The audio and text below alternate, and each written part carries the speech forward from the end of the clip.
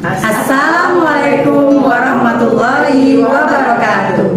Perkenalkan, kami calon guru penggerak Angkatan 9 dari Kabupaten Indragiri Hilir, Provinsi Riau akan melakukan demonstrasi kontekstual modul 2.3 coaching dalam supervisi akademik yang terdiri dari pengamat atau observer, coach, dan juga coaching. Saya Apriani dari SDN 023 Tembilahan. saya Titi Rizky Amelia dari SMP Negeri 1 Tembilahan. saya Bahriati dari SD 014 Pulau Palas. Selamat menyaksikan. Assalamualaikum, selamat pagi Bu Ani. Waalaikumsalam. Juga. Gimana nih kabarnya hari ini, sehat? Alhamdulillah. Sehat ya. Sehat. Baik ya Bu Ani, seperti yang kita jadwalkan kemarin, bahwa hari ini kita akan melakukan percakapan pra-supervisi ya Bu ya. Nah, dan tujuan dari percakapan kita ini sendiri adalah untuk membahas kompetensi yang ingin Ibu kembangkan, kemudian bagaimana bagian mana nanti yang ingin Ibu saya amati, kemudian bagaimana penilaian Ibu sendiri nanti terhadap kompetensi tersebut, dan harapan dari observasi yang akan Ibu lakukan nanti. Oke Bu, siap dimulai. Ya baik Bu, jadi Ibu ingin saya membantu mengembangkan kompetensi Ibu yang mana? Iya, jadi Bu, nanti ketika saya melakukan kegiatan coaching, saya ingin Ibu bisa mengamati kompetensi saya dalam bidang yang pertama itu presence, yaitu hadir. Saya ingin di situ memberi rasa nyaman dan memberi ruang untuk coach saya, sehingga dia merasa bebas untuk mengutarakan isi hatinya, mengutarakan unek-uneknya, dan sehingga dari situ nanti akan muncul alur percakapan yang bisa saya tangkap secara verbal maupun non verbal. Yang pertama. Oke. Kemudian saya juga ingin nanti bisa mengembangkan kemampuan saya dalam mendengar aktif, dan juga satu lagi mengajukan pertanyaan berbobot. Oke baik Bu, jadi kompetensi yang Ibu ingin kembangkan ini yang pertama tadi adalah kompetensi present ya Bu ya, dimana Ibu menciptakan suasana yang nyaman, yang aman untuk si coach Ibu. Kemudian Ibu juga ingin mendengarkan secara aktif agar Ibu nanti bisa menangkap makna dari apa yang coach Ibu sampaikan dari permasalahannya seperti itu ya. Betul. Kemudian Ibu juga tadi menyebutkan bahwa Ibu akan meningkatkan kompetensi Ibu dalam memberikan pertanyaan yang berbobot ya Bu ya. Betul. Oke baiklah. Saya sudah memahami apa yang sudah Ibu Ani sampaikan. Kemudian nih Bu Ani, saya rasa kompetensi yang Ibu kembangkan ini sudah sangat bagus ya Bu ya. Nah, kemudian kira-kira nih bagian mana gitu yang ingin Ibu saya amati? Mungkin lebih kepada mendengarkan aktif ya Bu ya. Oke. Dari ketiganya itu. Oke, jadi Ibu ingin kompetensi mendengarkan aktif ya, yang lebih Ibu tingkatkan. Oke, baiklah Ibu. Saya akan mengamati Ibu nanti saat melakukan coaching dengan coach Ibu tentunya. Nah, kemudian Bu Ani, menurut Bu Ani sendiri ini bagaimana penilaian Ibu terhadap kompetensi Ibu sendiri gitu? Saya masih perlu banyak belajar sih Bu untuk kegiatan coaching ini. Terus terang, ketika melakukan kegiatan coaching saya itu seringkali terbawa oleh alur cerita atau unek-unek dari coach saya. Sehingga akhirnya saya tidak fokus untuk menuntun dia menemukan solusi dari permasalahannya. Oke baiklah. Nah kira-kira harapan Ibu dari observasi yang akan kita lakukan ini apa gitu? Saya pengennya sih kedepannya saya bisa meningkatkan kemampuan saya dalam hal kegiatan coaching ini. Saya ingin bisa mengajukan pertanyaan-pertanyaan yang berbobot, sehingga nanti akan terbuka memberikan pertanyaan-pertanyaan yang membuat coach ini akhirnya bisa menemukan solusi dari permasalahan. Oke, baiklah Bu Ani. nantinya saya akan memberikan umpan balik yang konstruktif ya untuk Ibu, dan saya berharap nanti Ibu dapat memanfaatkan umpan balik tersebut untuk meningkatkan kompetensi coaching Ibu. Oh iya, terima kasih Bu. Oke, selamat melakukan aktivitas coachingnya Ibu. Semoga nanti Ibu bisa melakukannya dengan baik ya. Amin. Terima kasih Bu. Sama-sama. Assalamualaikum Ibu Titik. Waalaikumsalam. Selamat pagi. Selamat pagi juga Bu. Sehat? Alhamdulillah saya sehat. Alhamdulillah. Oke. Jadi hari ini kita akan melaksanakan sesi coaching ya. Iya. Oke.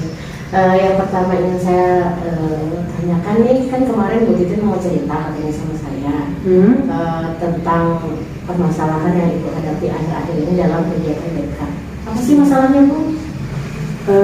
Pada dasarnya masalah yang saya hadapi ini Bu, mungkin bagi sebagian orang itu adalah hal yang sepele, tapi menurut saya sebagai guru BK dan anak ini masuk ke dalam lingkup sekolah, bagi kami ini terutama saya adalah hal yang sangat serius Bu. Ya, kalau saya boleh tahu bisa diceritakan lebih dalam, lebih spesifik Bu, apa masalahnya? Ini adalah permasalahan anak-anak saya di sekolah kelas 9 itu. Akhir-akhir ini saya lihat merokok dan saya mendapatkan mereka merokok di WC sekolah. Iya. Jadi nanti kalau saya tangkap ya dari permasalahan itu tadi lebih kepada perilaku anak-anak yang sekarang suka merokok ya Bu ya? Iya benar sekali Bu. Kira-kira nanti di akhir percakapan kita apa yang Ibu inginkan dari akhir percakapan kita ini? Banyak sekali ya Bu ya yang ingin saya harapkan. Yang pertama saya ingin, ini otak saya buntu sekali ya Bu, saya pusing. Saya tidak tahu harus bercerita atau bercurhat kepada siapa. Nah saya berharap dengan adanya pertemuan saya dengan Ibu hari ini, otak saya ini, pemikiran saya ini jadi plong. Saya menemukan solusi atas permasalahan yang saya hadapi. Baik Bu ya. Jadi dari permasalahan yang sudah Ibu dapat tadi dan Ibu hadapi anak-anak ini, kira-kira sumber dari permasalahan itu apa ya Bu? Nah itu dia Bu, menurut saya sumber dari permasalahan anak-anak yang merokok adalah, saya rasa mungkin yang pertama mungkin Bu ya, faktor lingkungan. Anak-anak ini kan sekarang lagi masa puber-pubernya nih Bu. Dia ini masa-masa labil dari transisi dari anak-anak menuju ke remaja. Nah mungkin ini kan memang masanya mereka mencoba-coba. Awalnya melihat lalu mencoba. Nah mungkin mereka pengen merasakan bagaimana sensasi dari merokok. Makanya mungkin saya mendapati anak-anak saya ketika ini ada yang merokok, bahkan berani merokok di lingkungan sekolah, tepatnya di WC sekolah. Mungkin dari faktor lingkungan, mungkin kurangnya pengawasan dari orang tua, dan mungkin kami di sekolah juga mungkin kurang pengawasan terhadap anak-anak kami, sehingga kami kecolongan ada anak kami yang merokok di sekolah. Begitu Bu. Baik ya, jadi ada banyak faktor ya Bu yang banyak sekali faktor tersebut terjadi. Kira-kira strategi apa nih Bu yang bisa Ibu terapkan untuk menyelesaikan masalah ini? Nah itu dia Bu. Rencananya strategi yang saya lakukan, karena ini sudah menyangkut beberapa anak, maka rencananya nanti saya akan melakukan memberikan pengetahuan kepada anak-anak secara klasikal Bu. Artinya saya nanti akan mengumpulkan anak-anak di lapangan untuk memberikan pengetahuan bahwasanya merokok itu tidak baik untuk kesehatan, dan apa sih dampaknya merokok bagi anak-anak, terutama anak usia mereka. Nah itu Bu. Oke. Jadi seperti sosialisasi begitu ya? Ya lebih tepat seperti itu Bu. Oke Bu, untuk selanjutnya nih langkah apa kira-kira yang akan Ibu langsung lakukan untuk memulai kegiatan tersebut? Kalau berbicara langkah-langkah yang akan saya lakukan Bu ya, karena ini terjadi di lingkungan sekolah, tentunya langkah awal saya adalah saya harus berkoordinasi dengan kepala sekolah saya terlebih dahulu, lalu saya akan berkoordinasi juga dengan kurikulum dan kesiswaan, begitu Bu. Oke, berarti Ibu akan melakukan koordinasi dengan guru-guru lain dan kepala sekolah yang lain. Iya. Oke, dari pemaparan Ibu tadi, dari langkah-langkah tadi, komitmen apa nih yang akan Ibu laksanakan sebagai tanggung jawab Ibu dari solusi Ibu menyelesaikan masalah ini? Berbicara soal komitmen, karena nanti saya akan melakukan sosialisasi terhadap anak saya di lapangan, mungkin ini nanti akan saya jadikan event bulanan saya kepada anak-anak, penyuluhan tentang pentingnya menjaga kesehatan di lingkungan sekolah, terutama bahayanya merokok jika melakukan atau menghisap rokok kalau kita merokok itu apa dampaknya bagi kesehatan anak-anak saya, begitu Bu. Baik, siap. Dan berarti Ibu sudah memikirkan langkah-langkahnya, kemudian apa yang sudah akan dilaksanakan. Kalau menurut saya apa yang sudah Ibu pikirkan itu sudah bagus sekali Bu, ya. Solusi yang Ibu pikirkan untuk menyelesaikan permasalahan Ibu ini sudah top sekali kalau menurut saya. Nah, mudah-mudahan nanti bisa dilaksanakan dengan baik ya Bu ya. Amin. Iya. Kemudian perasaan Ibu setelah melakukan sesi coaching ini apa Bu? Perasaan saya setelah melakukan coaching ini plong, saya merasa plong nih Bu. Karena tadinya saya buntu, sekarang saya jadi ada gambaran nih, pemikiran nih, oh ternyata saya harus melakukan apa. Jadi terima kasih Bu sudah mau untuk bertukar pikiran dengan saya. Ya sama loh Bu Titin ya. Nanti kita berbincang-bincang santai lagi. Dan saya berharap Bu Titin semangat, sehat dan bisa melaksanakan rencana aksinya dengan baik. Terima kasih Bu Ani. Assalamualaikum Bu Ani. Waalaikumsalam. Gimana nih perasaannya setelah melaksanakan kegiatan coaching tadi? Yang pertama lega, yang kedua senang, akhirnya bisa menyelesaikan tugas saya sebagai coach. Oke, baiklah. Jadi bagaimana nih Ibu menilai sendiri performa Ibu dalam kompetensi presence, kemudian mendengarkan aktif dan mengajukan pertanyaan berbobot tadi ketika coaching? Ya. Saya menilai bahwa performa saya untuk present sudah baik, untuk mendengar aktif juga sudah baik. Saya rasa untuk hadir secara utuh atau present saya sudah cukup baik. Kemudian untuk mendengar aktif saya juga sudah cukup baik.